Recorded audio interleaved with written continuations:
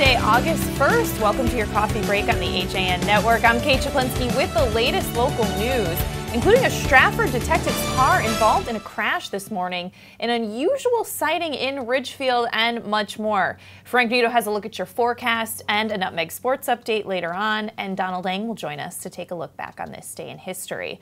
But first, a Stratford police detective was involved in a two-car collision early this morning, leaving one person in the hospital.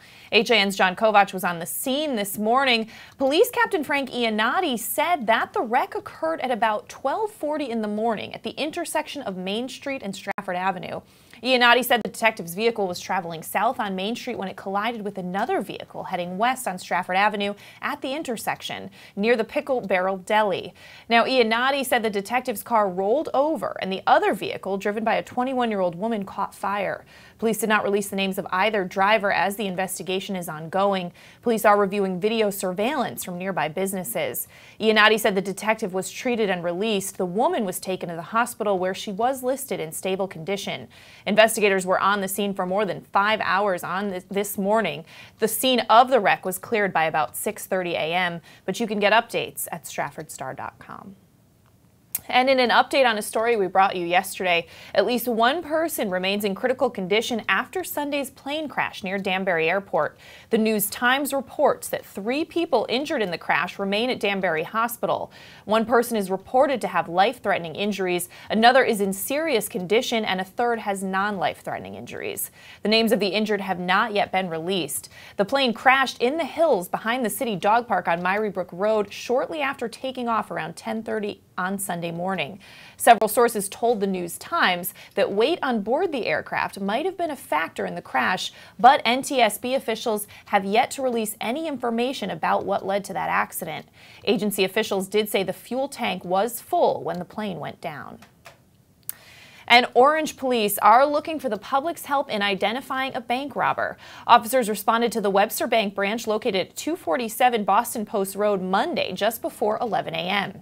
Officers learned that just prior to their arrival, a black or Hispanic male wearing jeans, a baseball cap, and a light-colored shirt approached a teller and demanded money. He did not display or imply any weapon. He left the bank with an undetermined amount of cash and fled on foot in a westerly direction toward the Firelight Plaza. Now, anyone with information is asked to contact Detective Sean Murphy at 203-891-2138. And in other news, Bridgeport police rescued 3 young children from a roach-infested apartment on Saturday. The Connecticut Post reports that 5 people, including the children's mother, were arrested. On Saturday, police said they responded to Kosov Street apartment on a complaint that the children, a 1-year-old girl, a 6-year-old boy, and an 8-year-old girl, were being mistreated. While unable to get anyone inside the apartment to open the door, police officials forced their way in. They said officers found 5 adults in the living room who appeared intoxicated with a large bag of marijuana next to them. Police said the children were found partially clothed and dirty, and there was garbage piled up all over the apartment, and there were cockroaches crawling on the walls and floor. The children's mother, 29-year-old Nicole Angel Jones, was charged with risk of injury to a child, possession of marijuana, and interfering with police. Alquina Allen, 31, Cecil Barnes, 33, Katarina Howard, 25, and 29-year-old Chaz Himes were all charged with interfering with police.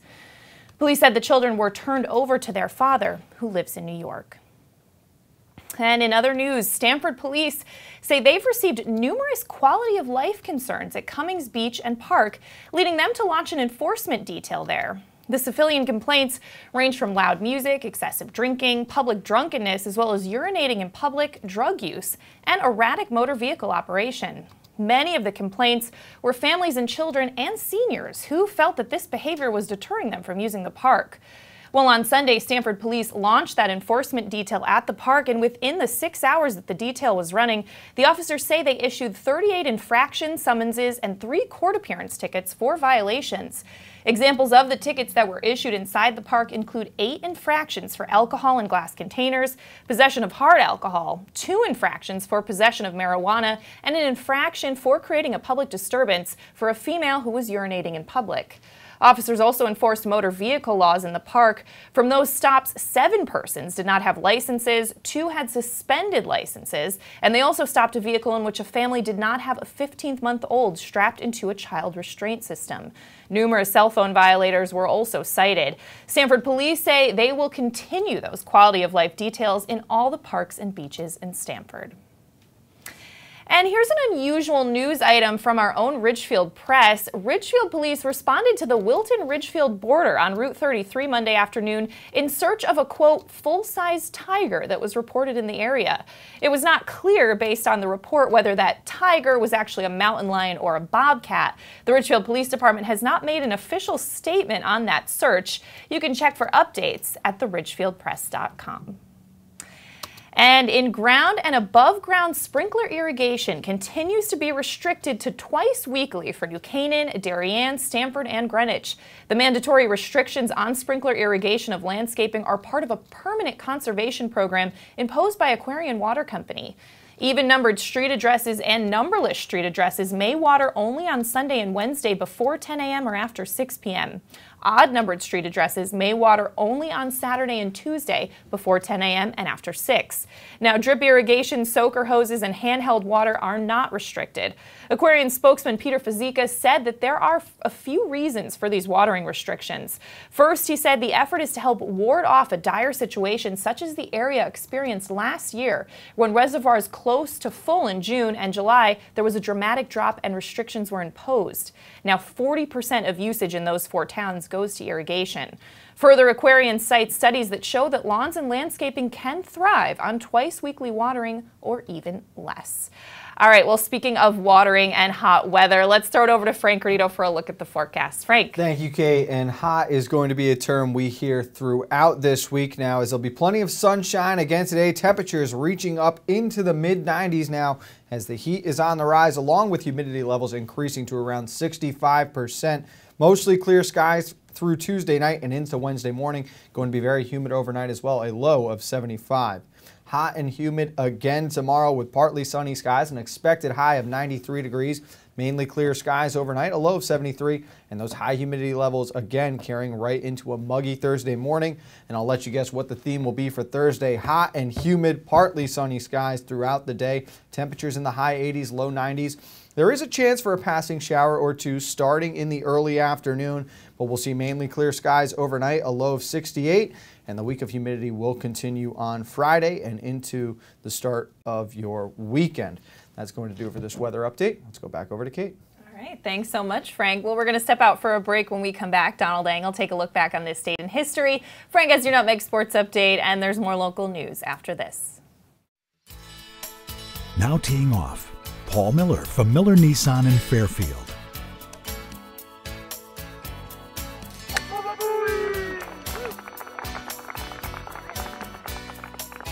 Excuse me, Mr. Miller.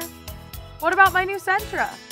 Right now, lease a 2017 Sentra S for only $97 a month. He is never going to retire.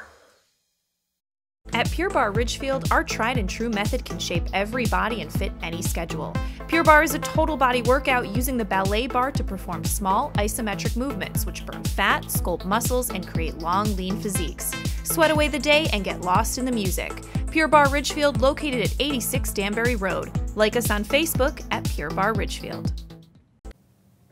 Today's coffee break is brought to you by Laurelton Hall in Milford, giving young women the tools to build their future. At Laurelton Hall, a challenging and supportive environment gives each student the opportunity to pursue their highest potential through lifelong learning, compassionate service, and responsible leadership in a global society. Glass ceilings, Laurelton Hall provides the hammer. An open house is scheduled for Sunday, October 1st from 1 to 3 p.m., and entrance exam dates are set for October 14th or October 21st. Transfer students are welcome and financial aid is available.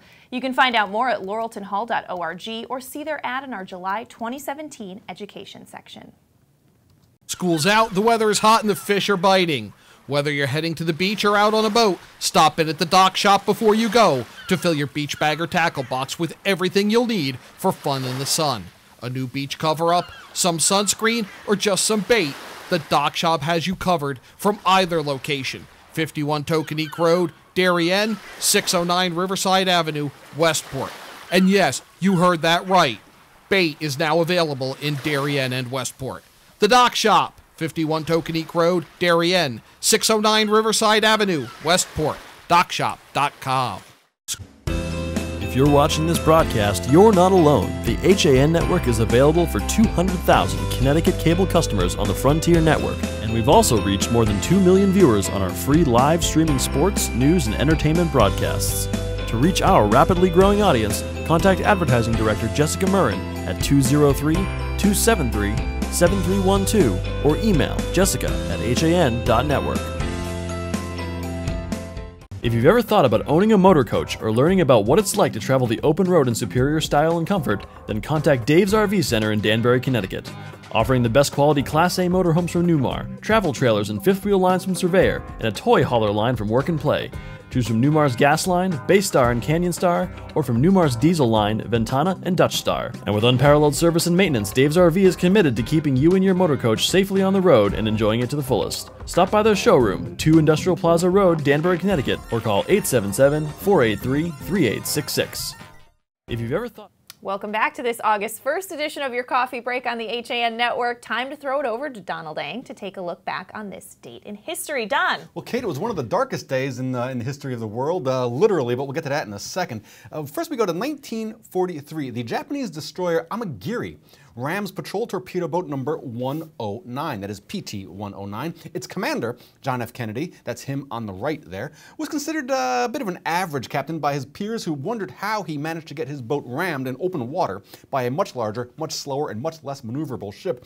But it was his actions after the incident that made him an American hero. Consider that Kennedy, who already was suffering from debilitating back problems, swam 4 hours to shore, towing an injured crewman by holding the crewman's life jacket straps in his teeth. So, John F. Kennedy, the hero of PT-109. To 1968 we go. Six Flags Over Texas, the first park in the Six Flags chain, opens. Now the name Six Flags commemorates the 6 nations that have had sovereignty over Texas. That would be Spain, France, Mexico, the Republic of Texas, the Confederate States of America, and the United States. The park's original proposed name was Texas Under Six Flags, but the owner decided Texas should never be under anything. That is the single most Texas statement ever. Also, though the park was the first in the chain, it is not the oldest. Six Flags New England is a century older. 1981, MTV begins broadcasting in the United States, originally available only in parts of New Jersey. By mid-1982, the channel had kickstarted what they called the second British invasion, as British acts, which had been using music videos for 5 years to market themselves, would dominate the U.S. music scene for the next half-decade. By 1983, 7 out of 10 top 10 singles were by British musicians. Finally, now we go to 2012 for this. Biggest ever power blackouts. Traffic brought to a virtual standstill. The lights of no use at all. And metro stations closed with handwritten notices blaming a power failure from the northern grid. This was the second day in a row the country has been hit by electricity cuts. Yesterday it was in the north, today it had spread to the east.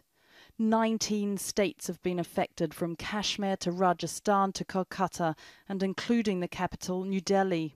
That, of course, 5 years ago, the Great Indian Blackout, the 2-day outage, is the largest in history by a lot. I mean, like a real lot. It affected nearly 700 million people. The blackout was caused by a series of events, including record heat, increasing the air conditioning demand, and a late arriving monsoon, which increased the demand for irrigation pumping and decreased hydroelectric production. If you want to know a comparison, 700 million people lost power. That would be if all of the US, Canada, Mexico, Central America, Colombia, Argentina, Peru, Venezuela, Chile, Ecuador, and Bolivia all had their lights go out. You'd still be a few million short. That's how big it was.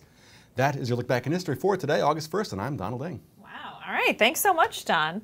Well, in other local news, St. Vincent's Swim Across the Sound will be celebrating 30 years on August 5th as approximately 160 swimmers, accompanied by 100 boats, will swim across Long Island Sound to raise money and support for thousands of people who are battling cancer and their families.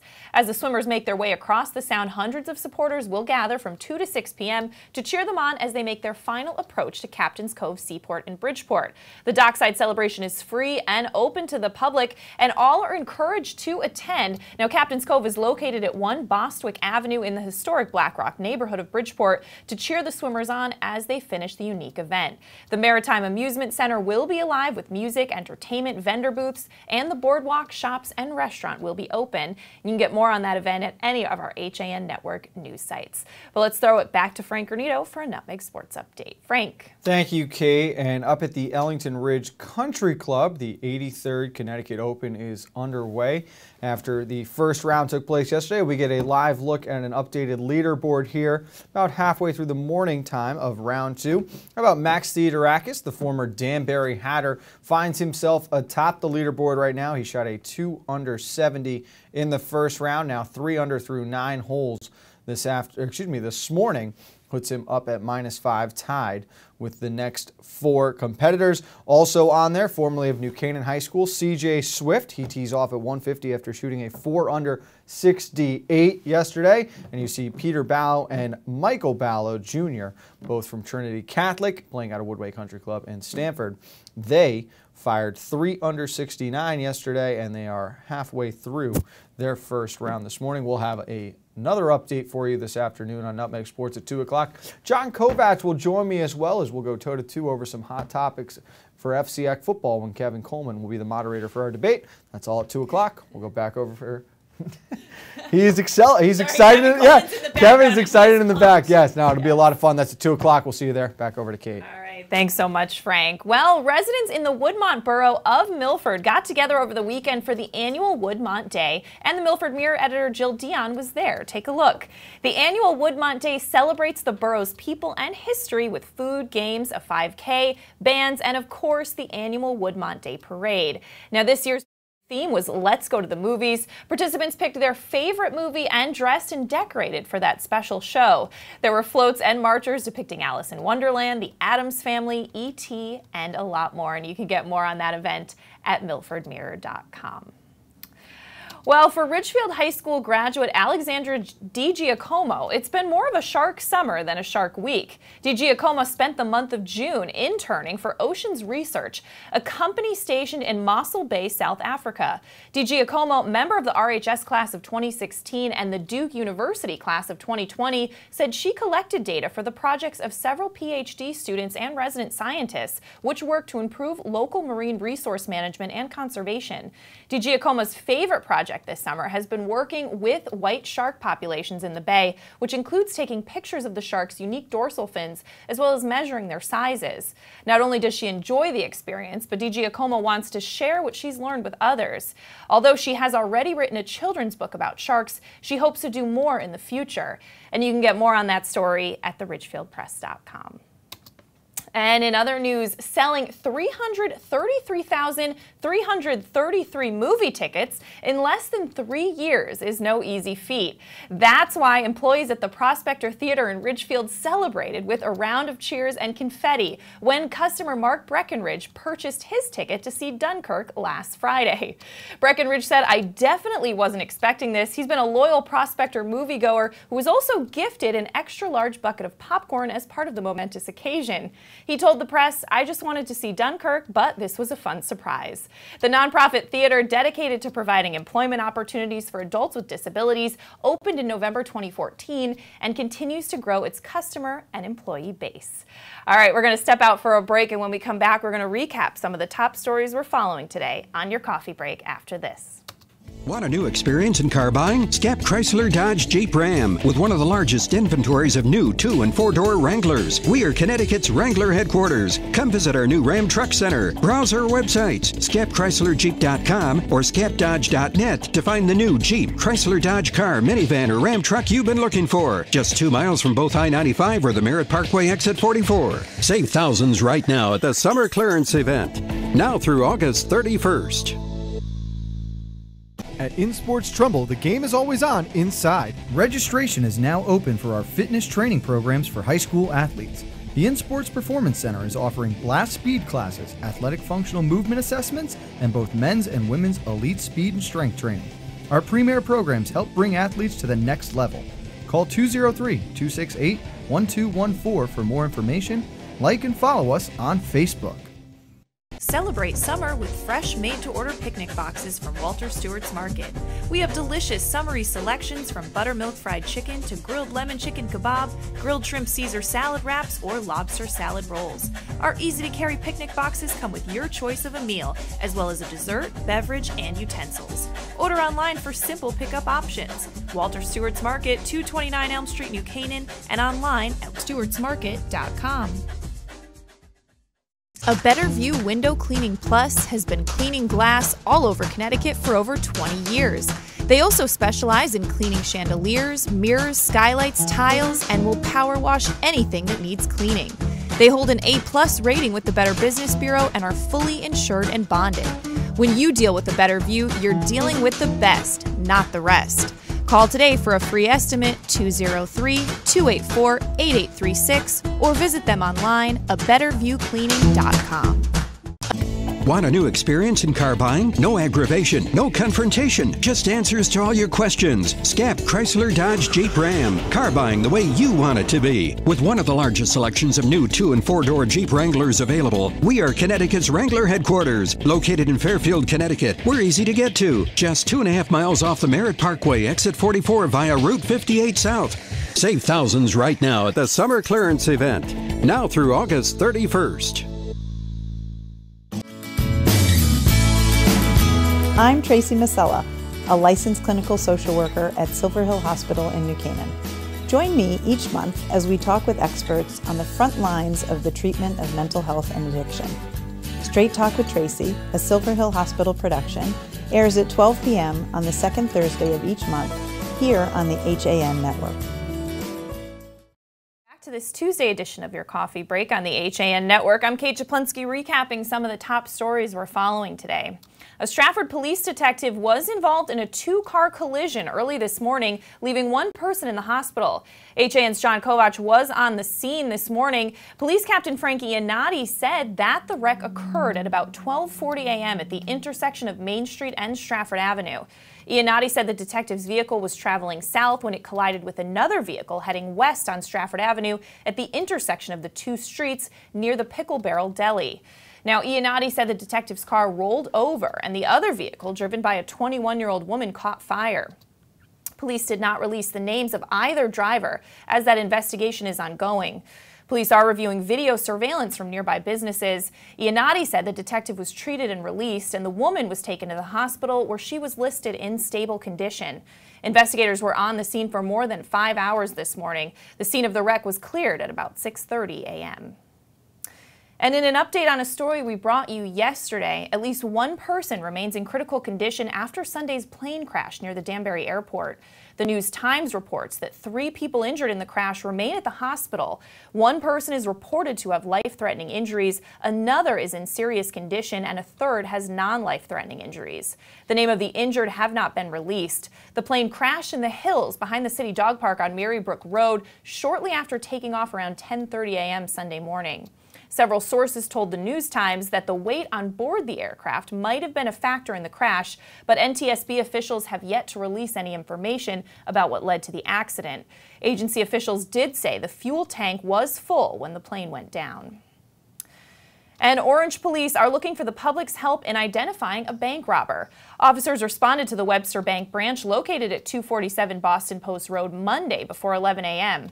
Officers learned that just prior to arrival, a black or Hispanic male wearing jeans, a baseball cap, and a light-colored shirt approached a teller and demanded money. He did not display or imply a weapon. He left the bank with an undetermined amount of cash and fled on foot in a westerly direction toward the Firelight Plaza. Anyone with information is asked to contact Detective Sean Murphy at 203-891-2138. And in an unusual news item from the Ridgefield Press, Ridgefield police responded to the Wilton-Ridgefield border on Route 33 Monday afternoon in search of a, quote, full-size tiger that was reported in the area. Now, it was not clear based on that report whether the tiger was a mountain lion or a bobcat. The Ridgefield Police Department has not made an official statement on that search yet, but you can look for updates at theridgefieldpress.com. All right, let's throw it back over to Frank Granito for a final look at the forecast. Frank. Thank you, Kate. And again, we're going to see plenty of sunshine today. Temperatures reaching into the mid-90s as humidity levels will increase to around 65%. Mostly clear skies will carry on tonight and into Wednesday morning, as it's going to be very humid as well with a low of 75. Hot and humid again tomorrow, partly sunny skies and expected high around 93 degrees. Mainly clear overnight again, low of 73, and the high humidity continues on as we hit Thursday. Still pretty humid out with partly sunny skies throughout the day on Thursday. There is a chance of a passing shower or two from the early afternoon through the evening. Then we'll see mainly clear skies overnight, a low of 68, and there will be more humidity coming for Friday and Saturday as we are back into a little bit of another heat spell here, just trying to wait it out through the week. That'll do it for this weather update. We'll see you at Nutmeg Sports, 2 o'clock. All right, that's right. Nutmeg Sports coming up at 2 o'clock. We're going to wrap things up here, but Frank will be in tomorrow hosting Coffee Break at 11, so be sure to check it out and enjoy the beautiful day.